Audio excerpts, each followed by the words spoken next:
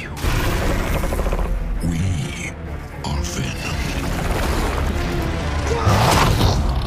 Venom is Sony's brand new attempt at making a Spider-Man franchise because it worked out so well the other time they did it. So right now we have 3 different Spider-Man franchises, because that's the magic of movie rights for ya.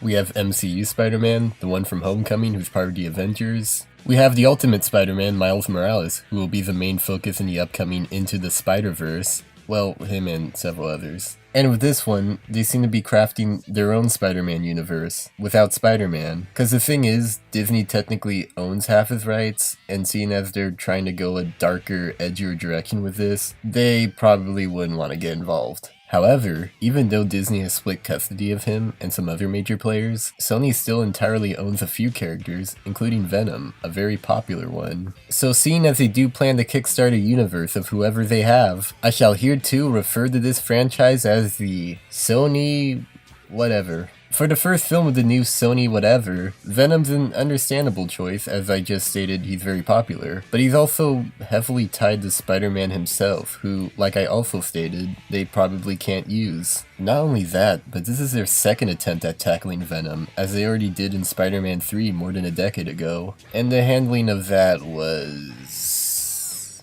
Ooh, my spider sense is tingling.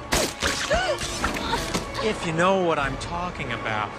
This seemed like their redemption for that sin. Make a dark, gritty Venom film that's rated R, but still be open for a potential Disney crossover somehow. You know, if I'm being honest, I was beginning to have some doubts about the movie over a few things, such as I didn't find the trailers very interesting, or that they decided to make it PG-13, or Tom Hardy openly stating that they cut a good 40 minutes or so from the final cut, or the abysmal tomato score. I guess what I'm trying to say is that I didn't really have the highest expectations going in, and coming out, I'd say it somehow turned out worse than I expected. Like, holy shit, what the hell was that? That was not a movie. That was a product made by a studio to print money with just brand recognition alone. Spider-Man 3 was not that bad a movie. Sure, it had some dumb stuff in it, but it was entertaining. It was watchable. Yeah, Topher Grace was embarrassing as hell, but he was an afterthought. The director admitted to that. That's not the best excuse, but it is one. Here, this is Venom's movie. He's the lead, and you fucked it up. I should clarify now that I'm not familiar enough with the comics to know if this is a good representation or not, so just keep that in mind. I'm gonna kind of run down a bit of the story here, though I won't talk about the ending. If you have an interest in seeing this anyway, be warned from this point forward of spoilers maybe. Alright, so Tom Hardy plays this journalist whose girlfriend works at this big science organization that he distrusts. When he's called in to interview the head of the organization, he starts asking him questions related to a memo he found snooping on his girlfriend's laptop, which contains some serious dirt about the company on it. That gets Hardy and his girlfriend fired and results in her leaving him, and I'm like, no shit, you deserve that, you idiot. That seemed like a pretty damn rookie mistake for an experienced journalist to do. Why would you take that risk when your news boss warned you against it? Did you expect the head of the evil organization to just answer you?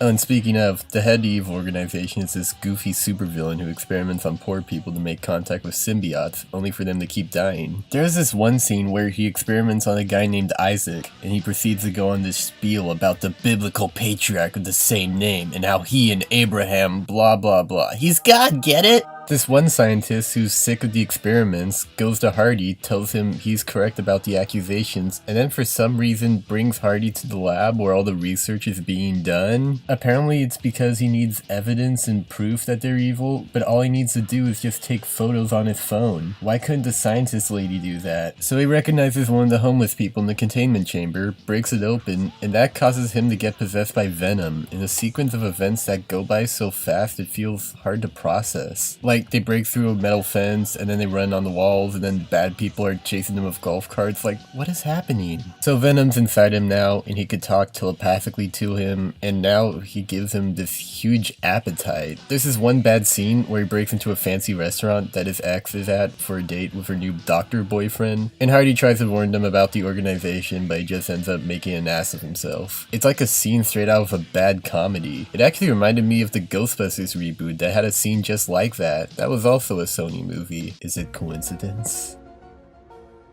So the doctor takes Hardy in, and he just starts to act fucking berserk in an MRA machine, because you find out later that Venom doesn't like loud noises. His body's doing all this crazy shit, the beeping on the machine is going off the charts, yet the doctor's reaction to this is just, well, people have a rough time at the MRA, no biggie. Really? If you're that good a doctor, I would assume you would have kept him there longer, but no, that would make sense. I'm sort of gonna stop talking about the story in a linear order, because I want to get to all these weird miscellaneous stuff that's worth mentioning. To anyone who hasn't seen the film, it may not sound like I spoiled too much, but I just described the first 50 minutes of the movie. All this should have taken maybe 30 or less. And it's not a long movie either. It doesn't even crack the 2-hour mark. It just feels seriously padded. There's a lot of establishment of what Hardy does and how close he is to his girlfriend and him getting fired and their breakup and how washed up his life is now and how difficult it is for him to find a job and how his ex is dating a doctor and how he misses his ex and how he was right about the organization. Show us the black freak! Wow, that came out wrong. I get that establishing a character makes sense, but the thing is, Tom Hardy in this movie is just an unlikable dumbass. Why should I care about him losing his job and his relationship? He brought both those things onto himself. But I guess his review is starting to stall like the movie, so I might as well get into the Black Freak. So yeah, Venom appears, and often this time. I will say that they did do a pretty good job on his design, as he looks very comic accurate, but he's also super goofy looking too. Now while some of that was intentional, it's hard to tell whenever it isn't. A lot of the interactions between him and Hardy are kind of goofy banter back and forth, but around the third act they claim to have formed an emotional bond with each other. What? How's that earned? You might be wondering why Venom even chose to attach himself to Hardy in the first place. Because throughout the movie, whenever he attaches himself to someone else, he automatically rejects them, but not for Hardy. Well, the official reasoning from an actual line of dialogue that Venom really said was, "On my planet, I was kind of a loser,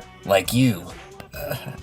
Alright, hold up. So Venom comes from a home planet where the social hierarchy considers him a loser? What, was he bullied in school? Was he the unpopular one in his class? Did he lose that promotion he wanted? He chose Tom Hardy because he thought to himself, I can relate to this dude, and trusted him enough to make out with, which he does that by the way, while using a woman's body. I'm not kidding. I admit to kinda giggling at a few parts, but again, tough to tell which were intentional or not. The writing in general was pretty atrocious, so it could be at the expense of that. There was this one line Hardy said after Venom fixes his broken legs that goes, "My legs were broken, but now they're not broken!" That probably was meant to be intentionally funny, but given the quality of the screenplay, it doesn't feel any different to the actual lines of dialogue. This movie also has some of the most PG-13 edited violence I've ever seen.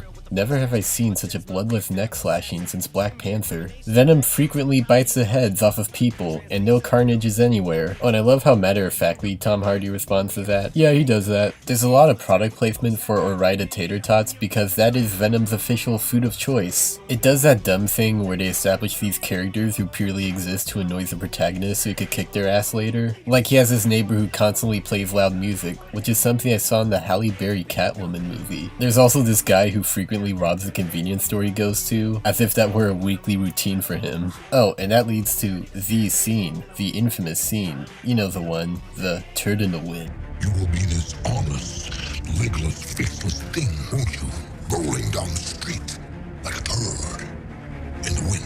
That whole scene that I showed you there, that was the last scene of the movie, before the credits. I may have spoiled it for you, but I'd say the studio gave it away first. There are a couple of credit scenes here, one in the middle, which I won't give away other than that is one terrible wig. And the other at the end is just a brand new clip from Into the Spider-Verse. A very visually and tonally different clip compared to the movie I just saw. And you know what? It was cool. It had energy, it was funny, there was great action. I'm genuinely excited for that movie, even though I'm a little nervous considering it's still Sony. So in a way, I really don't recommend this movie at all, but there is this kind of twisted side of me that does, because the choices in this movie in terms of jokes and lines and ideas and even acting at points is so confused and wrong that it is sort of worth seeing. It'll just take a while to get to that point because that opening really was long and frustrating. Then again, everyone's already going to see this anyway, so at this point, let's all encourage Sony to make more bad decisions like it. They'll overtake DC in no time. 2 out of 10. When they get me with the venom, I got that adrenalinemomentum, not knowing when I'm never gonna slow up and I'm ready to snap any momentum, thinking it's time to go.